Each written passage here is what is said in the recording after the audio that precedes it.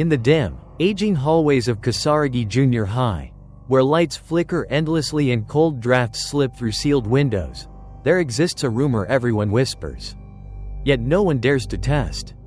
A missing girl? A sealed restroom stall? A name that has lingered as a terrifying shadow for more than half a century. But the truth is never what the stories say.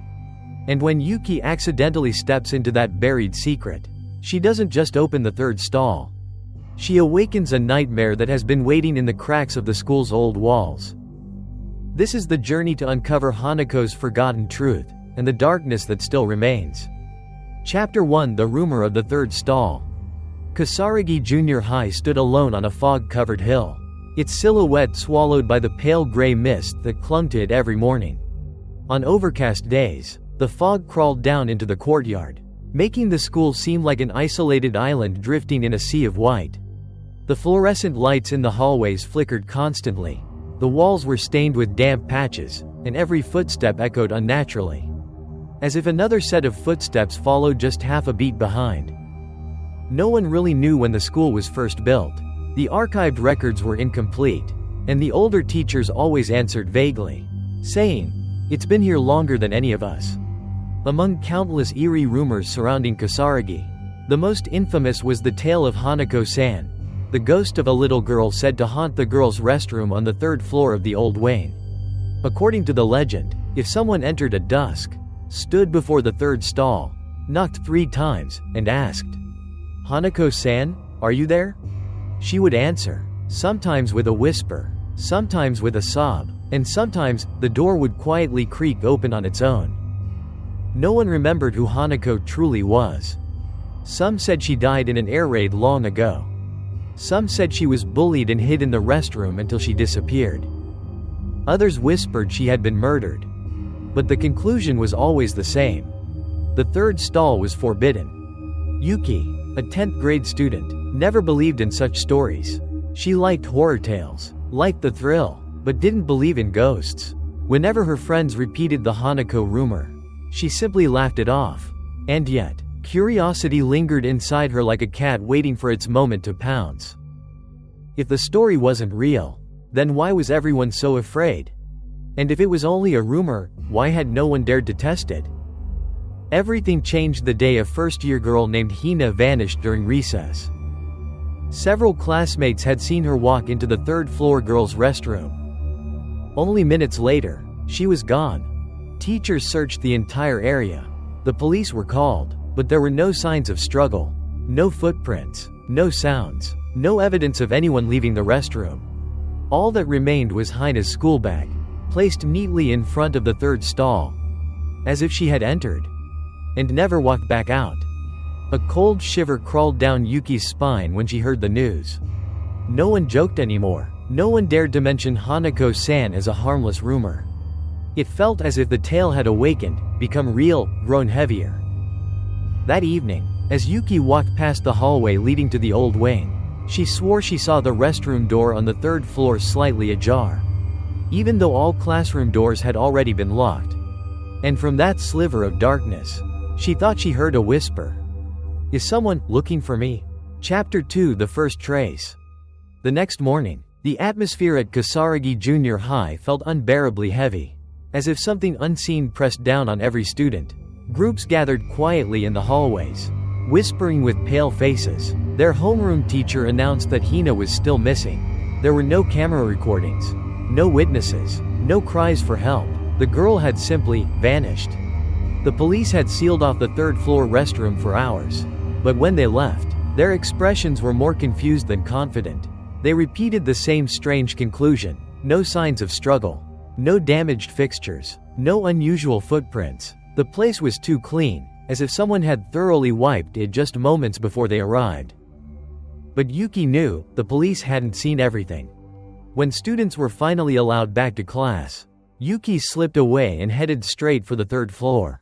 The hallway outside the restroom was deserted except for the faint tick of water dripping somewhere deeper inside. The caution tape still hung loosely over the doorframe, swaying slightly without any breeze. Yuki took a deep breath and stepped in. The familiar musty odor of the old restroom hit her immediately. accompanied by a coldness that clung to her skin. The fluorescent lights flickered, casting broken shadows along the tiled walls. The mirror reflected her pale face, and for a moment, she thought the reflection behind her moved. Then she saw it. On the door of the third stall, faint but unmistakable, were 3 long scratches, thin yet sharp, as though carved by small fingernails. What made Yuki's heart freeze was not the scratches themselves, but the direction they went. From the inside out, not the other way around. As if someone inside had been desperately trying to claw their way out. Her breath caught. Hina had been the last person to enter this stall. So whose fingerprints were these? She reached out and placed her hand lightly on the stall door. It was ice cold, so cold that her fingertips stung as if touching winter steel.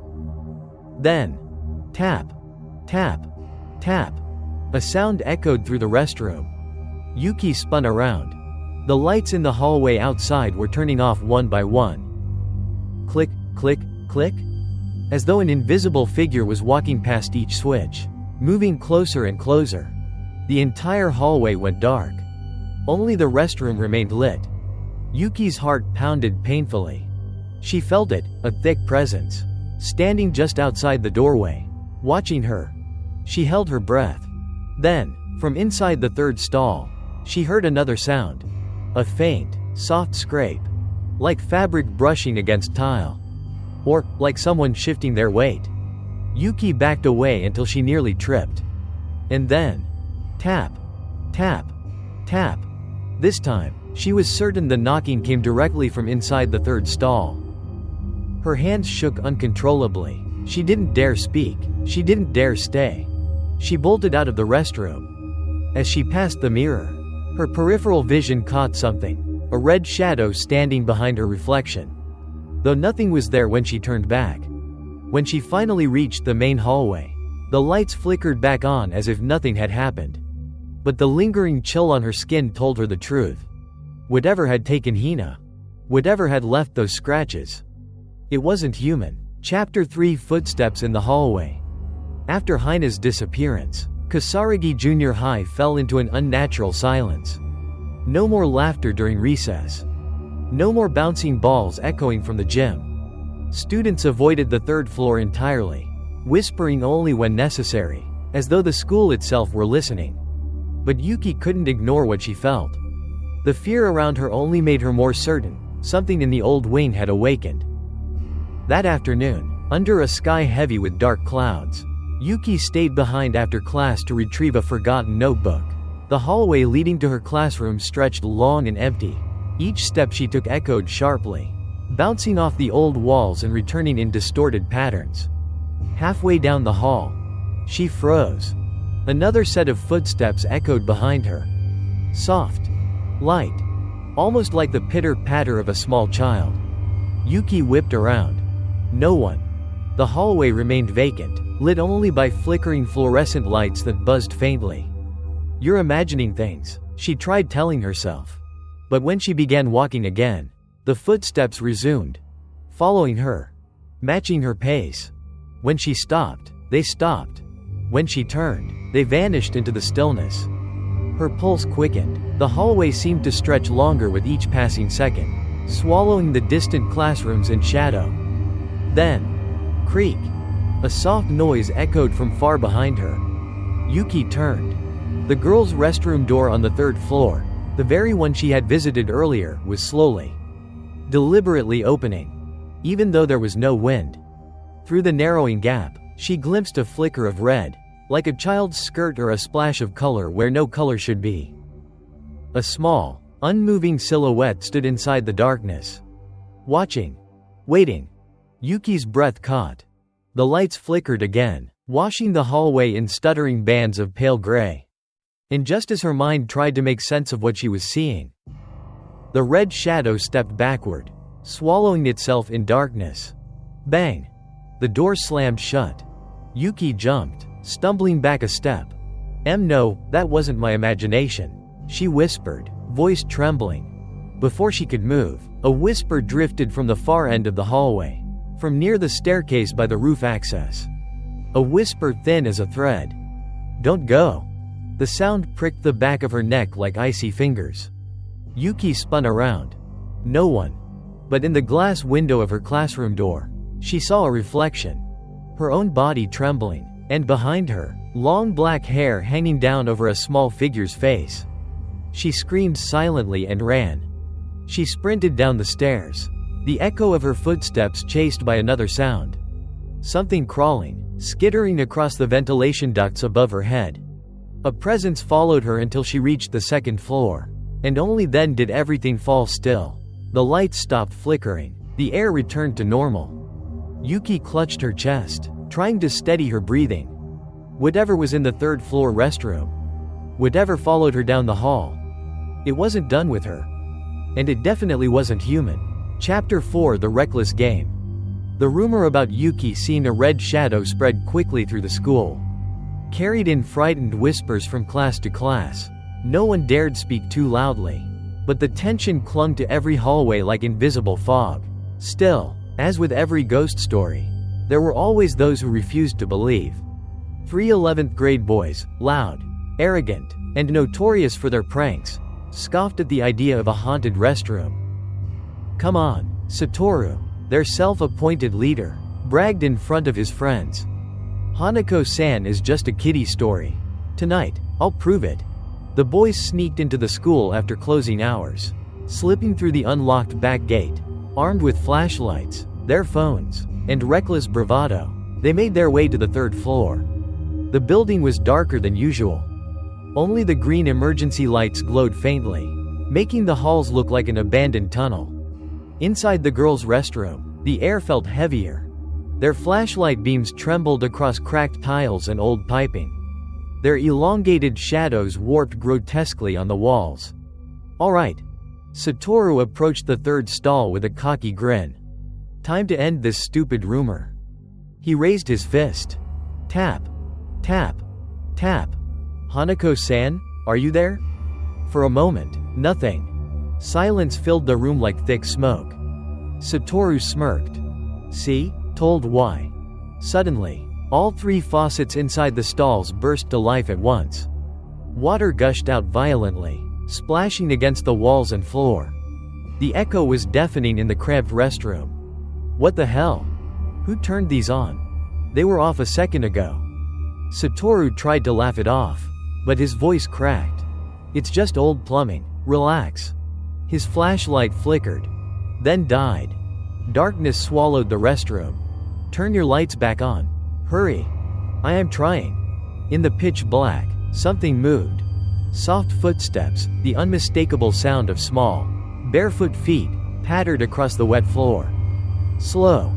Deliberate. Coming closer. The boys froze. Then, creak. The door of the third stall nudged open on its own. A sliver of darkness appeared. And from that darkness emerged a tiny white hand, water dripping from its fingers, reaching for the boy clutching the flashlight. Ah! He screamed as he was yanked off his feet, hitting the tile hard. The other 2 boys grabbed at his arms, pulling with all their strength, but whatever held him from inside the stall was stronger. Too strong. Satoru, help us. We're trying. Satoru aimed his phone light toward the stall. The beam illuminated a face. A small face. Too pale. Eyes black and endless, staring from within the darkness. A mouth stretched into an unnatural shape, neither smiling nor screaming, something in between. Then a soft, childlike whisper filled the room. Stay. And play with me. The stall door slammed shut. The lights flickered back on. And the boy who had been held was gone. No blood. No struggle. Only his phone lay on the floor, its camera still recording the closed door of the third stall. Chapter 5: The Missing Boy. The next morning, Kisaragi Junior High erupted into chaos. News spread fast. One of the 11th grade boys had gone missing. The administration tried to keep things quiet, but the 2 boys who had witnessed the event were too shaken to lie. They were found in the infirmary, trembling violently, gasping for air, repeating the same phrase over and over. He got pulled in, he got pulled in. Some teachers insisted they were merely frightened after sneaking into school at night. But when the police opened the restroom on the third floor, the truth became harder to dismiss. The third stall was completely empty. No blood. No fingerprints. No drag marks. No sign anyone had ever been inside. The floor was spotless, too spotless. The officers inspected every corner, scanning with flashlights, murmuring in confusion. Something was wrong, but none of them could explain it. Yuki stood at the end of the hallway, watching from afar.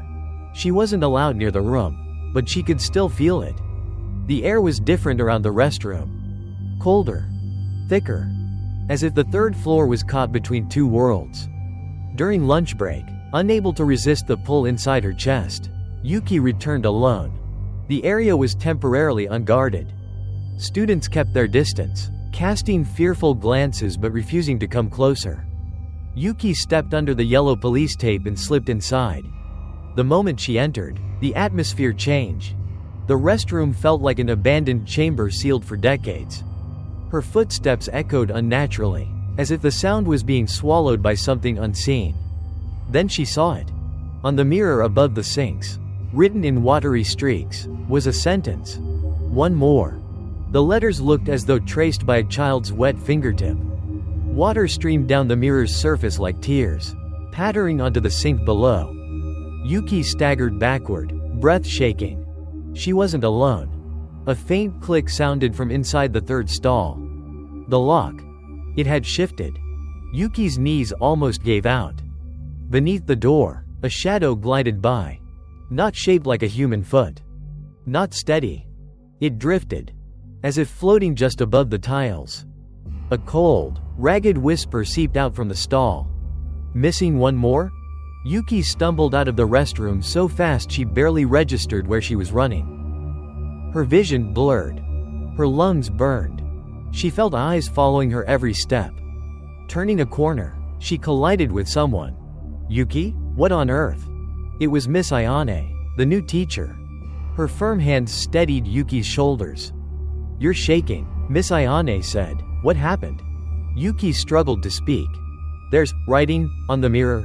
Someone's inside the stall? But instead of brushing it off, Miss Ayane grew silent. Her expression shifted, not disbelief, but recognition. A quiet, serious understanding. Before Yuki could explain further, the school-wide PA system crackled to life. All students, please return to your classrooms immediately. Something inside Yuki's chest tightened. Hina was gone. Now the boy was gone. And the message, one more, hung over her like a curse. Who would be next? Chapter 6: The Red Shadow in the Mirror. That night, Yuki could not sleep. Every tick of the clock scraped against her nerves. Every time she closed her eyes, the words, one more, reappeared before her, dripping down an invisible mirror as if written in some cold, unseen hand. Around 1 a.m., the air in her room shifted, thickening, cooling, tightening around her chest. A draft seeped through although the windows were shut. Yuki switched on her desk lamp, bathing the room in a weak yellow glow. She tried to calm herself by reviewing her notes, hoping logic would drown out fear, but her hands trembled each time they touched the pages. Then, tap. A soft knock. It came from the mirror beside her desk. Her breath stopped. Another tap, as if a fingertip lightly struck the glass. The mirror was close enough that she could see her reflection from where she sat. But now, something else appeared. Behind her reflection stood a small figure. A girl. In a red skirt, long black hair hanging down, soaked and dripping. Her outline was faint, trembling like a bad TV signal, but unmistakably real. Yuki turned around instantly. Nothing. Her room was empty. She slowly looked back into the mirror. The red figure was still there. Only now, the figure had moved closer, standing right beside Yuki's reflection. Her hair was still dripping, strands sticking to her pale cheeks. Water dripped from her chin, falling soundlessly into the mirrored world. Yuki could barely breathe. Not real. Not real. She whispered to herself, voice cracking. In the mirror, The girl's hair fluttered. Without wind. Her head tilted slightly. And a whisper, impossibly soft, leaked through the glass. "Did you call me?" Yuki screamed, stumbling backward. Her chair toppled. The mirror fell from its hook and shattered across the floor. The room plunged into darkness. Her desk lamp snuffed out in the same instant the mirror shattered. Yuki's body shook uncontrollably as she fumbled for the light switch. When the lights finally came on, shards of glass sparkled across the floor like scattered ice. She crawled forward to collect the pieces, but stopped abruptly. One shard reflected her face normally, but another did not. Instead of showing her room, it displayed a dark hallway. The old hallway of Kisaragi's third floor. At the far end of the reflected corridor stood the third stall. Its door slightly open. A dim red shadow lingered behind it. Yuki's entire body went numb. Whatever haunted the restroom, whatever had taken Hina, whatever had grabbed that boy, could cross mirrors. She backed away from the shards, heart roaring in her ears. Outside her window, the wind blew hard, but her room remained ice cold in a way wind alone could never explain. Whatever was happening wasn't a dream. It wasn't a hallucination. It wasn't just a rumor. Hanako was reaching out to her. But something else was reaching out too. Something darker. Something that hadn't stopped watching her since the moment she knocked on that stall door. Chapter 7 Hanako's Diary. The next morning, Yuki arrived at school with dark circles under her eyes. Sleep had been impossible. The image of the broken mirror and the red silhouette inside it clung to her mind like a cold hand refusing to let go. Kisaragi Junior High felt heavier than usual. The hallways were dim despite the lights being on, and every sound seemed muffled, as if the entire building were underwater. The students whispered in uneasy clusters, afraid to say Hina's name, afraid to even look toward the old wing. Classes crawled by in a fog. Even Miss Ayane seemed distracted, her eyes lingering on Yuki longer than usual, as if sensing the weight of something she couldn't yet explain. During lunch break, instead of eating, Yuki followed her instinct, a pull deep inside her, urging her to search, to understand. It led her to the school library. Not the brightly lit new section, but the old archival area in the very back. The one rarely touched except by dust and time. The shelves here were wooden, warped slightly from age, and the books were yellowed with brittle pages that whispered whenever the air shifted. As she wandered deeper, Yuki felt it. A presence behind the shelves. Faint but familiar. Then she saw it. A red notebook, buried among dull brown records, as if waiting for her specifically. Its cover was coated in dust, but the red still bled through like dried blood. She gently pulled it free. A loose label on the front read, Yoshida Hanako, Class 1 to 3, Year 1968. Her heart slammed against her ribs. This was Hanako's diary. Yuki sat at a small wooden table beside the shelf and opened the fragile book. At first, the entries were simple, written in a round, childish handwriting. Greater than, I forgot my colored pencils today. Sensei scolded me. I played with Rika, she's my best friend. Innocent. Normal. But as Yuki turned page after page, the handwriting began to tremble, the letters leaning crookedly, as if the child's hand had been shaking. Greater than, someone is in the restroom. A girl said she saw a shadow in the third stall, but when she opened it, no one was there. They say it's Hanako's room. I don't like it. I don't want to go there. A drop of water had stained one page, smudging the ink. Tears? Or something else? Yuki's fingers trembled as she flipped again. The entries grew frantic. Greater than, someone keeps knocking on the stall I use. It's not my classmates. It comes from inside the wall. Sensei says it's old pipes, but I know it's not. Yuki swallowed hard, her skin crawling. The second to last page was nearly destroyed. Ripped, stained, the pencil strokes erratic as if written in terror. Greater than, there is someone in the wall. They whisper my name. They want me to go to the third stall. I don't want to. I don't want to. And finally, the last page. Some letters were washed out, but one message remained, carved hard enough to indent the page. Greater than, if I disappear, don't open the third stall. A chill sliced down Yuki's spine. She felt eyes on her. From behind. From the shelves. From the cracks between the books. She turned sharply. Nothing but silence. But then, a drop of black liquid fell onto the table beside the notebook. Yuki stared at it. Another drop. Then another. It dripped from the edge of the shelf above her, thick and dark like old blood mixed with water. Her breath hitched. This wasn't water.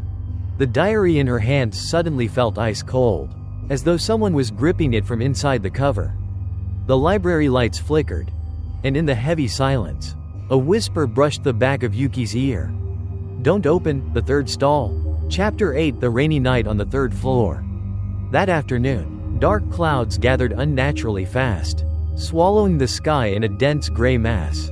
Raindrops hammered against the classroom windows with a frantic rhythm, as if someone outside were tapping urgently. Begging to be let in, Yuki sat at her desk, clutching Hanako's diary tightly against her chest. Something inside her had changed. Reading the diary had awakened a certainty. Hanako wasn't haunting anyone out of malice. She was calling for help. When classes ended, students hurried home to avoid the storm, but Yuki didn't move. Her eyes remained fixed on the staircase leading up to the third floor. A pull, subtle but undeniable, dragged her forward. By the time she reached the third floor, the corridor resembled a forgotten tunnel. Lights flickered, dimmed, and then sharpened as though struggling to stay alive. The air felt damp and cold, thick with the scent of rain-soaked concrete. Yuki stood before the girls' restroom door. It wasn't locked. It opened by itself the moment she touched the handle. A breath of freezing air washed over her. Inside, the interior was darker than usual despite the lights being on. The beams looked thin and watery, barely piercing the gloomy shadows filling the room. Water trickled from somewhere unseen, but the drops fell too slowly, unnaturally slowly. Yuki's heart thudded as she stepped deeper in. Then she heard it. Tap, tap, tap? Not water. Not the pipes. A soft knocking, coming from the direction of the third stall. She approached. The door was slightly ajar, as if inviting her in, or warning her not to. Hanako-san, Yuki whispered. The lights went out instantly. Darkness swallowed everything.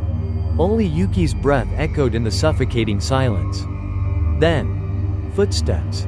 Soft, bare footsteps slowly emerged from within the third stall. Approaching her, Yuki staggered backward, but she couldn't scream. Her voice died in her throat. A small voice drifted out of the darkness. You came. The lights flickered back to life, and the third stall opened by itself. Standing inside was a small girl in a red skirt, hair drenched and hanging like seaweed over her face. Water dripped steadily from her clothes, forming a dark puddle beneath her. Are you Hanako? Yuki whispered, trembling. The girl stopped moving. And slowly, terrifyingly slowly, she turned her face toward Yuki. Her skin was white as porcelain. Her lips purple. Her eyes bottomless black voids. She opened her mouth, and instead of a child's voice, dozens of overlapping voices spilled out, male and female, old and young, merging into a single distorted plea. Help me. The room vibrated. The floor trembled beneath Yuki's shoes. Behind the ghostly girl, Yuki saw something else. A dark crevice in the wall, just for a moment, as though she were glimpsing a hidden space behind reality. Hanako lifted her pale hand toward Yuki. Water streamed from her fingers like ink. Help me find myself? Yuki bolted out of the restroom, her legs barely obeying her, her breath ripping out in panicked gasps. As she fled, the lights stuttered violently behind her. The last thing she saw, before the restroom door slammed shut, was Hanako standing there, hand still reaching out, eyes still hollow, and black tears streaming silently down her cheeks. Chapter 9. The Buried Truth. Yuki ran from the restroom, her legs weak and nearly collapsing beneath her. The storm outside rumbled through the hallways, echoing like the heartbeat of something unseen stalking just behind her. It wasn't until she reached the stairwell that she finally stopped, gripping the railing as her breath came in ragged gasps. Every time she blinked, she saw Hanako's hollow black eyes staring back at her. Pleading, desperate, and full of unbearable loneliness. The voice that had begged for help echoed inside her skull. "Help me find myself?"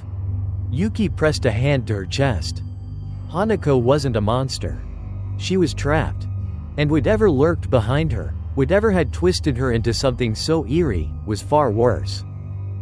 That night, sleep eluded Yuki again. She lay in her dark room, staring at the ceiling, the memories of everything that had happened piling on top of each other like heavy stones.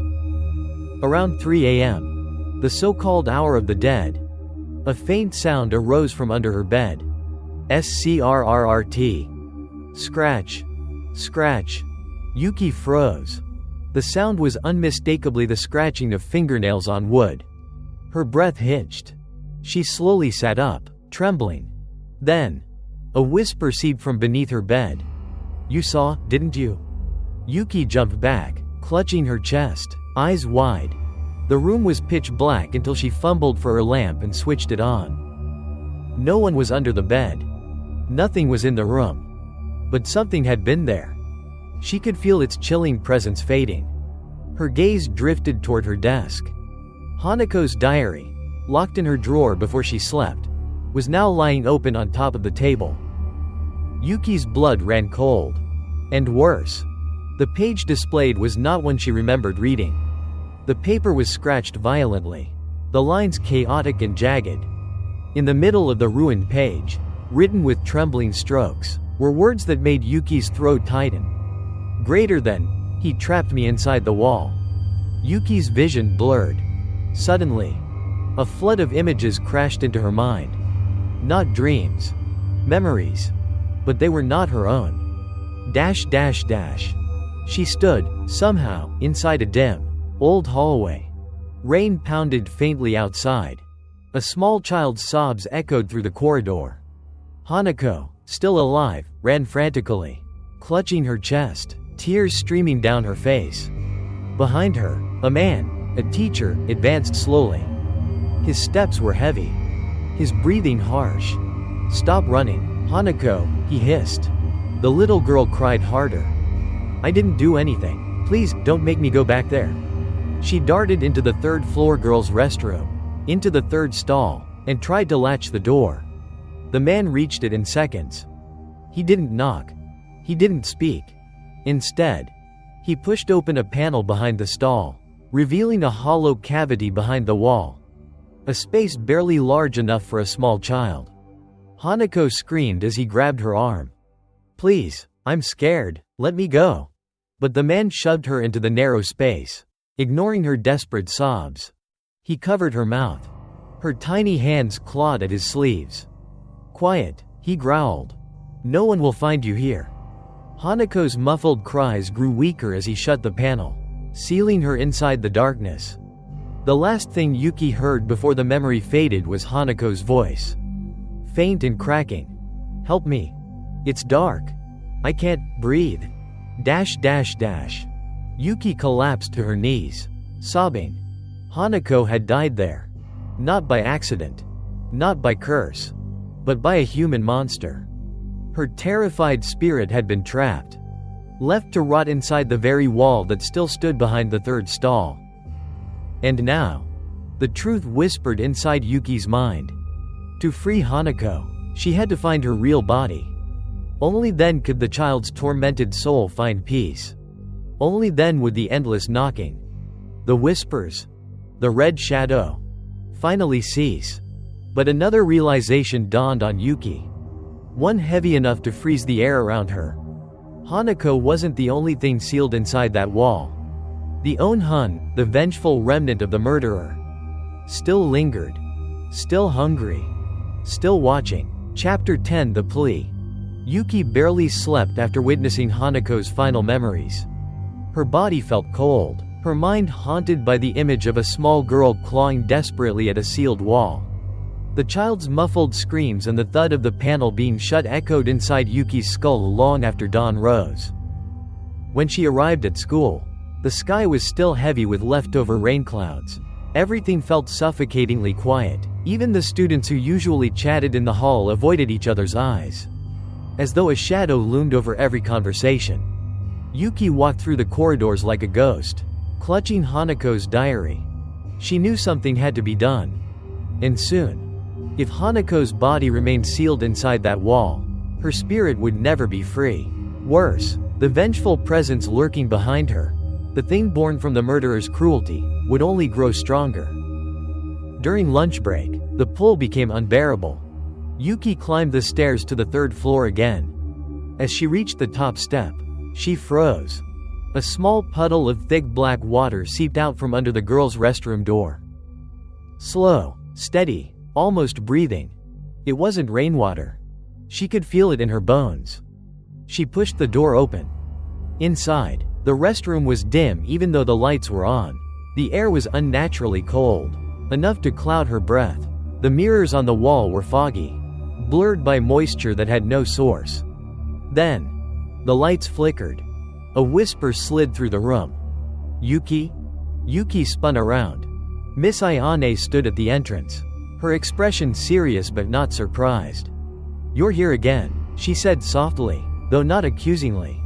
Yuki swallowed. I saw something last night.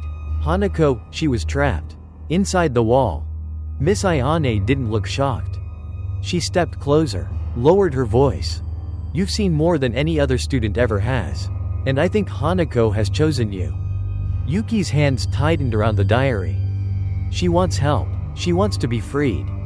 Ayane nodded slowly. "That wall, behind the third stall, I reviewed the school's original blueprints. There is a hollow cavity there. It shouldn't exist in the current design." Yuki's heart pounded. "So it's real. Hanako really is inside there."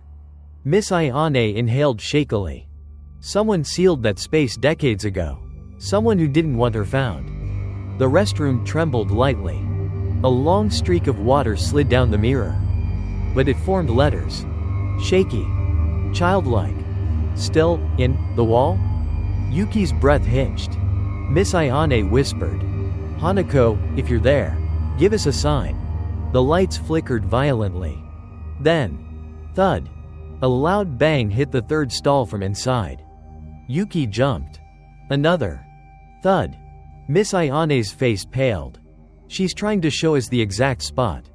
Yuki approached the stall door, her hand trembling as she touched it. Up close, she could feel the cold radiating from behind the wall. A cold so deep it felt like winter had been trapped there for half a century. "Hanako?" Yuki whispered. "Toi sei tim ra kao. Tu wa." For a moment, the restroom fell silent. Then a tiny, fragile voice whispered from the cracks between the tiles. "I'm waiting?" A chill spiraled down Yuki's spine. Drops of black water began sliding down from the ceiling. The lights dimmed, struggling to stay alive. Miss Ayane grabbed Yuki's arm. "We need to leave, now," she urged. Because whatever was lurking behind Hanako, whatever had twisted the murderer's lingering hatred into something monstrous, was stirring. And it did not want them to touch that wall. Chapter 11. The wall behind the third stall. The rain never stopped that day. It slammed against the windows like restless hands begging to be let in. And shallow puddles formed along the hallways of the old building. The third floor felt especially heavy, as if every drop of rain pressed down on the air. After their discovery, Yuki and Miss Ayane spent the afternoon studying the school's old blueprints in secret. Yellowed pages, torn edges, handwritten annotations from half a century ago. And a chilling revelation. Behind the third stall, in the oldest blueprint, there was no solid wall. Only a ventilation gap large enough for a small child. But in the modern version, that space had been filled with bricks. Sealed. Hidden. Someone had erased it from history. Yuki felt sick just looking at the mismatched designs. Hanako wasn't lying, she whispered. "She really is there." Miss Ayane's face was grim. "I think whoever did this made sure no one would ever find her." That night, after the last students left and the school fell silent, Yuki and Miss Ayane returned to the third floor. They carried only a flashlight and an old crowbar from the storage room. The moment they stepped into the hallway, something felt wrong. The emergency lights flickered. Once, twice, then dimmed to a sickly green. Miss Ayane gripped the crowbar. "Stay close," she murmured. The door to the girls' restroom opened by itself the moment they approached. Inside, it was colder than ice. The air felt thick, as if breath could crystallize. "Hanako," Miss Ayane called softly. "We're here to help." The lights buzzed overhead, flickering weakly. A soft, hesitant knock answered her. Tap, tap, tap. From inside the third stall. Yuki forced herself to step forward. Even though every instinct screamed to run away, she pushed open the stall door. The familiar cramped space greeted her. But the wall felt different now. Colder. As if something behind it was breathing. Miss Ayane got to work, wedging the crowbar into the edge of a tile. With a harsh crack, the first piece broke loose. Dust spilled out, followed by a wave of frigid air. They worked together, pulling off tile after tile. Then, a low groan rippled through the restroom. Something old. Something angry. But they kept going. Behind the tiles, they found bricks. Old, gray, stained bricks, far older than the building around them. Miss Ayane drove the crowbar between two bricks and pried one loose. Thud. A blast of icy air whooshed out, nearly knocking them back. And then, Yuki saw it. A scrap of red fabric, rotted and clinging to something inside the narrow cavity. Her heart stopped. That's her uniform. Her voice trembled. Miss Ayane swallowed hard. Yes. They pulled out another brick. And another. Until the hollow space behind the wall was finally visible. Inside, curled into a tiny, forgotten shape, was a child's skeletal body. Small, delicate, one arm still reaching toward the opening as though she had died clawing for escape. Black hair, impossibly preserved, clung to the bricks like wet seaweed. Yuki burst into tears. Hanako, I found you, we found you. The flashlight flickered, then brightened, as if something had stirred. Then a whisper breathed close to Yuki's ear, soft and grateful. Thank you. But before relief could wash over them. Boom. A violent bang rattled the restroom door. Then another. And another. Miss Ayane's face drained of color. That's not Hanako, she whispered. That's something else. The banging grew faster, harder. As if something massive and enraged was trying to break in. Boom. Boom. Boom. Tiles cracked. Lights flickered. Cold swept across the room like a tidal wave. Yuki's voice trembled. Ko Ayane, what is that? Miss Ayane raised the crowbar defensively. The darkness that kept Hanako trapped. The door handle twisted. Slowly. Something was coming inside. And it was not human. Chapter 12 The Awakened Vengeance. The pounding on the restroom door intensified until the hinges groaned, threatening to rip free. Dust rained down from the ceiling. The cold in the air sharpened into something violent. Something alive, as if a storm were trapped inside the tiny room. Yuki clutched Hanako's diary to her chest. Miss Ayane stood in front of her, gripping the crowbar like a makeshift weapon. Boom. The door bent inward. Boom. A long crack snaked across the metal surface. A mark shaped like a claw. Miss Ayane, what do we do? Yuki could barely speak. Don't let it in, Ayane said through clenched teeth. It's not Hanako. It's the hatred that kept her imprisoned. If it gets through. She didn't finish the sentence. The lights flickered again. This time, they didn't just dim. They turned red. Blood red. A sick, pulsing color that painted the restroom walls in monstrous silhouettes. Then, Kriak. The door began to open on its own, pushed inward by an invisible force far stronger than human hands. A long, crooked shadow spilled in from the hallway. Yuki's body turned rigid. She couldn't breathe. Her muscles locked as if held by icy fingers. Miss Ayane grabbed her arm. Yuki, we have to perform the ritual now. Our ritual? To separate Hanako's spirit from the vengeful curse. It's the only way. Before Yuki could respond, the shadow in the doorway moved. It didn't step. It crawled. A mass of overlapping human shapes writhed together. Legs bending wrong, arms twisting, heads merging into faceless lumps. Hundreds of whispering voices spilled out at once. Children sobbing, men groaning, women screaming. And beneath it all, a deep, guttural snarl. Don't take her.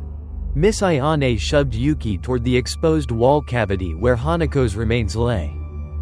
Call her name, her real name. Ayane commanded. Yuki's throat tightened. She knelt beside the skeletal remains, feeling the freezing air sucking the warmth from her skin. She placed her hand gently on the cold brick. Hanako, Yoshida Hanako, I'm here, I'm not leaving you. The shadow lunged. Miss Ayane swung the crowbar. The metal clanged against something solid despite the creature's amorphous form. Yuki shut her eyes and shouted, Hanako, come back to yourself. The lights exploded in a blinding white flash. A soft ringing filled the room. Then, light blossomed from inside the wall cavity, gentle like the glow of a lantern. The shadow creature recoiled, shrieking in a chorus of distorted voices. Hanako's spirit emerged slowly. A small silhouette wearing a tattered red skirt, hair dripping softly like rainwater. But this time, her face was clearer. Pale, sad, but no longer monstrous. She turned to Yuki and whispered, You called me? By my name. Yuki sobbed. Hanako, I'm here, I found you. The shadow writhed violently, slamming itself against the walls as if trying to crush the child's spirit. Miss Ayane shouted over the chaos. Yuki, speak to her, anchor her spirit. Yuki held out both hands toward Hanako. You're not a ghost story. You're not a monster. You're Yoshida Hanako? A girl who deserved to live. Hanako's small form shuddered, then brightened, glowing like a tiny star. The shadow screamed, No, she is mine. Hanako turned toward it. Her expression, once fearful, became resolute. I'm not yours. A burst of white light erupted from her body, rushing outward like a wave. The shadow recoiled, pieces of darkness flaking off it like burned paper. The creature shrieked in agony, twisting, contorting, collapsing inward. Its final words scraped through the air like broken glass. This is not over. Then it disintegrated into dust like darkness that scattered through the cracks of the restroom floor and vanished. The light steadied. The temperature rose. Silence slowly returned. Hanako turned back to Yuki. A tremulous smile touched her lips. A smile full of sorrow and gratitude. Thank you, Yuki. She reached out, touched Yuki's hand for the briefest moment, and dissolved into soft white particles that drifted upward like fireflies, and disappeared. The restroom grew quiet. But Yuki knew. The darkness that had imprisoned Hanako for 50 years had not been completely destroyed, only forced back. And somewhere inside the school, it was still watching. Chapter 13, claiming her name. After the vengeful shadow retreated and Hanako's faint light faded into the air, the restroom fell eerily quiet. The tiles were still cracked, the wall cavity still exposed. Yet the suffocating pressure that had clung to the third floor for decades seemed to lift, for the moment. Yuki knelt before Hanako's remains, her chest tight. The tiny skeleton, curled as if still trying to escape, felt impossibly fragile, like a memory on the verge of vanishing. Tears blurred her vision. Miss Ayane stood beside her, exhausted, sweat clinging to her forehead despite the freezing air. We separated her spirit from the curse, she said softly. But she isn't at peace yet. Yuki wiped her tears. Because her body is still here? That's part of it, Ayane replied, voice low. But there's something else, something deeper. Yuki frowned. What do you mean? Ayane sighed and placed her hand gently over Hanako's small skull. She's been called Hanako-san by generations. Not Yoshida Hanako, the little girl she truly was. But a ghost, a monster, a rumor. Yuki felt a pang in her chest. Ayane continued. She needs her name back. Not the legend. Not the fear. Her real identity. Yuki looked down at the diary she had clutched all this time. Yoshida Hanako. A child who loved drawing. A child who wanted friends. A child who died alone in the darkness. And no one remembered her. That night, Yuki dreamed again. She found herself standing in a long, endless corridor, the old third-floor hallway.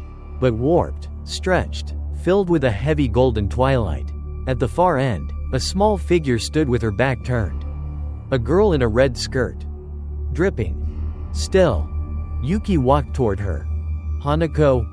At the sound of her voice, the girl flinched. As if afraid. Shadows of students appeared around them, whispering, Hanako-san will grab you. I heard she cries in the stall. Hanako-san wants to pull you in. Their laughter distorted, turning cruel. Their shapes warped. They ran in circles, repeating the same rumors that had stolen Hanako's identity. Yuki pushed through them and reached out to the girl. Hanako, she shouted. Your name is Yoshida Hanako. The whispers around them froze midair.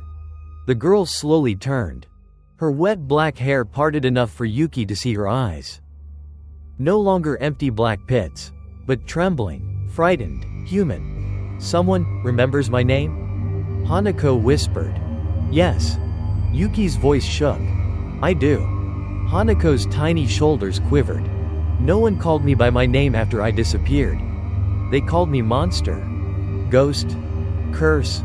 Yuki grabbed her hand. You're not any of those. You're a child who was hurt. A child who deserves peace. Hanako's eyes welled with shimmering tears. Not black, not ink-like, but clear. Human. Light began to surround her. Soft, warm, pulsing. But then, the corridor trembled violently. A black mass oozed from the far end. The vengeful curse. The remnant of the murderer's hatred. It twisted and writhed across the ceiling, voices overlapping in a grotesque chorus. No, she is mine. Her name is Fear. Hanako clung to Yuki's hand, terrified.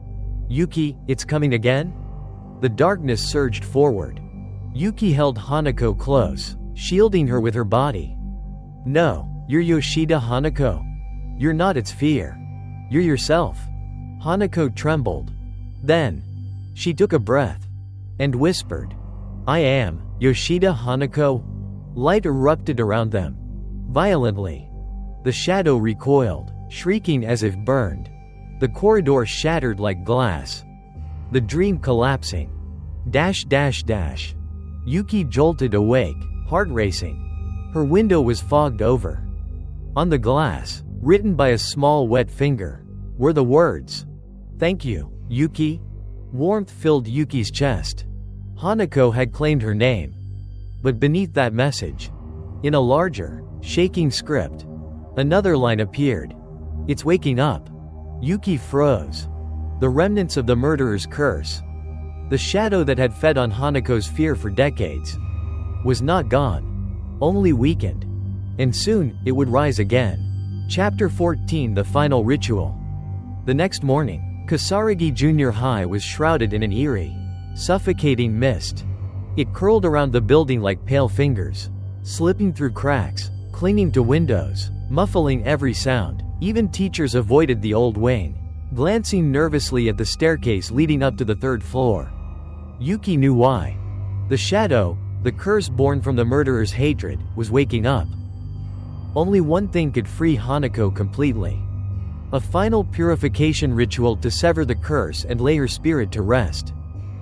That afternoon, Yuki and Miss Ayane prepared in secret. Ayane retrieved an old notebook, her grandmother's manual of Shinto cleansing rites. The pages were fragile, handwritten in flowing ink strokes. This ritual won't banish Hanako, Ayane explained. It will help her reclaim the part of herself the curse has devoured. And the curse? Yuki asked quietly. Ayane's eyes darkened. If all goes well, It will lose its hold. But if it fights back. She looked toward the fog-drenched window. We need to be ready. The sky bled into a deep red as the sun set. The color of dried blood smeared across clouds. Rain began to fall, thin at first, then heavier, almost rhythmic. A familiar sign. Hanako was calling. They entered the third-floor restroom just as night took over. The lights flickered violently but remained on, trembling as if afraid. The air was colder than ever, so cold Yuki's breath came out in thick, white clouds. On the mirror, a new message glistened in watery strokes. Yuki, I'm here. Yuki pressed a trembling palm to the glass. We'll set you free, Hanako. Inside the restroom, Ayane placed the ritual items before the third stall. A bundle of white flowers. A wooden prayer tablet inscribed, Yoshida Hanako. A single white candle. She lit the candle. Its flame flickered weakly at first, then steadied, glowing pale gold against the damp air. Stand in front of the stall, Ayane whispered. Called to her. Yuki stepped forward. The third stall door was closed. Too still, too silent. She placed her hand on it. Hanako, we're here to bring you home. The stall vibrated. Lonely, desperate? And a small voice whimpered. I'm scared. Yuki's eyes flooded. You don't have to be. Not anymore. Ayane began chanting. A low, rhythmic incantation that made the air hum. The candlelight swelled and shrank in response. But then, the mirror darkened. Slowly. Like a black hand smudging across the surface. From within the spreading darkness, two white eyes appeared. Watching. Yuki's breath hitched. Ayane, it's here. The curse. Ayane didn't stop chanting, though her voice shook. The ritual is working, she hissed. That's why it's coming. The restroom quaked. Water dripped from the ceiling. But it was black, thick, sticky. The candle almost went out. No, stay with me. Yuki cupped her hands around the flame. Suddenly. Boom. The stall door banged from inside. Boom. The lock twisted violently. Hanako was answering. Ayane cried. Yuki, knock 3 times. Yuki raised her trembling fist. Talk. Talk. Talk. Yoshida Hanako. Return to your name. Silence. Then, a tiny sliver of white light leaked from beneath the stall door. The curse screamed. A shape writhed across the ceiling. Black, insect-like limbs twisting as multiple human faces pulsed along its body. Ayane stumbled back. That's the remnant of the murderer's soul. And every fear Hanako endured. It lunged at Yuki. But before it could reach her, the stall door burst open. A small figure stepped out. Dripping hair. Red skirt. Wide, trembling eyes. But her face was human now. Clear. Soft. Hanako whispered. I am Yoshida Hanako. Light exploded from her chest. Pure and white and warm. The curse shrieked, melting like tar under sunlight. No, N.O. Her name, her fear, mine. But the light swallowed it whole. Piece by piece, the shadow dissolved, until the only sound left was dripping water. Clear water. Hanako turned to Yuki. A faint, trembling smile graced her lips. Thank you for calling me by my real name. Her body began to glow. Then lifted. Small, soft, peaceful. And she dissolved into shimmering white motes, floating upward like gentle fireflies. The candle went out. The restroom fell silent. Until a sharp tap echoed on the tiles. Both Yuki and Ayane froze. On the floor, water formed into a line. Letters. But these letters weren't written by a child. They were jagged. Angry. Adult. He's not gone. Yuki felt her blood turn to ice. The murderer's curse. The one who sealed Hanako alive. Still lingered. Just beyond the veil. Waiting. Chapter 15. After the door closed. After the ritual. After Hanako's final light vanished into the air. The third floor of Kisaragi Junior High fell into a strange, heavy stillness. No more knocking. No more shadows in the mirrors. No more black water dripping from the ceiling. Students whispered that the haunting must have ended, though none dared speak the name Hanako out loud. The teachers sealed off the restroom completely, citing structural safety concerns, and plans to demolish the old wing were suddenly approved. But Yuki couldn't shake off the final message she had seen. He's not gone. Not written in a child's trembling hand, but in the jagged, forceful script of an adult. The murderer. His hatred. The curse he had left behind. The ritual freed Hanako's spirit. But something else had survived. Something older.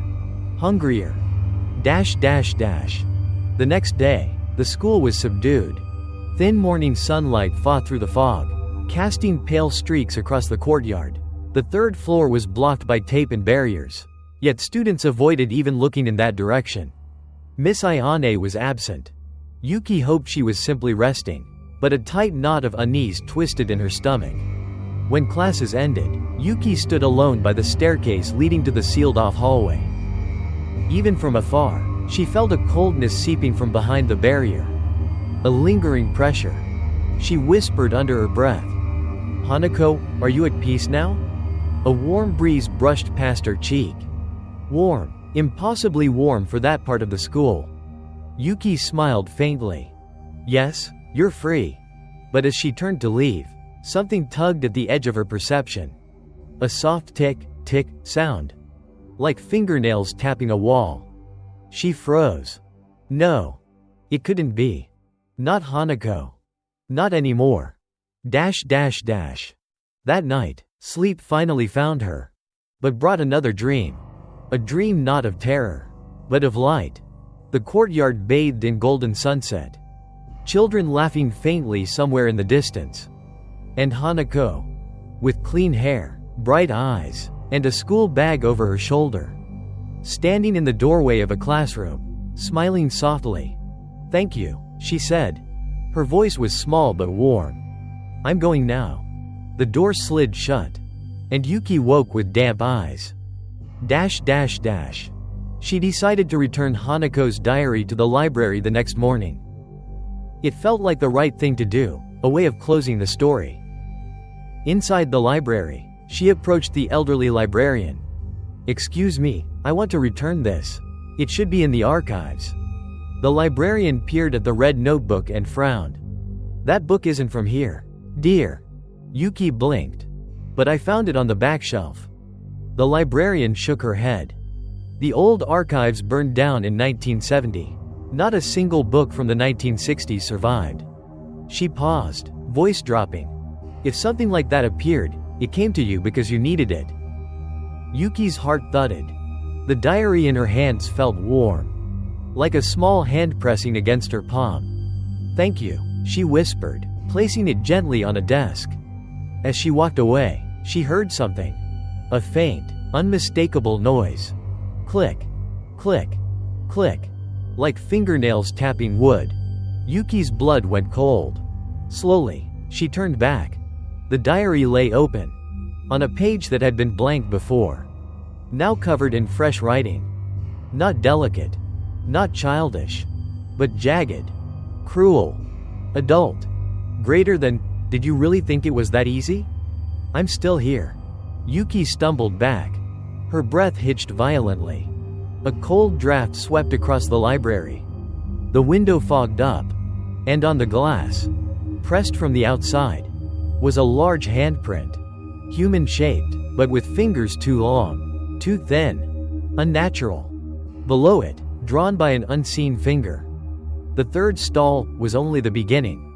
Yuki's knees buckled. Her pulse roared in her ears. Hanako had found peace. But the murderer's curse, the shadow born from decades of hatred, still wandered Kisaragi. Still searching. Still hungry. And now, it knew Yuki's name. Hanako may have been freed. But the old walls of Kisaragi still hold something far more sinister. A spirit never exposed, a curse still crawling quietly through the shadows. And when that handprint appeared on the glass, Yuki understood the nightmare had only just begun.